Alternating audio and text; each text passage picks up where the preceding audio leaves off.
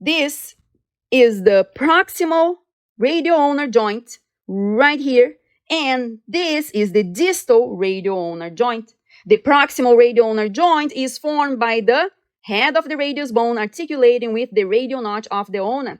The distal radial ulnar joint is formed by the head of the ulna bone articulating with the ulnar notch of the radius. And if the head of the ulna is right here making up the distal radial ulnar joint, you can easily remember that the head of the ulna is in the distal end of the ulna.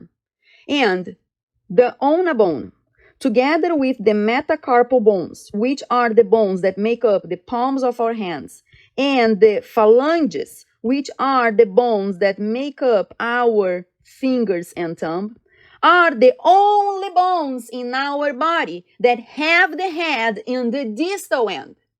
All the other bones in our body have the head in the proximal end. So that's something very particular about phalanges, metacarpals, and ulna bones.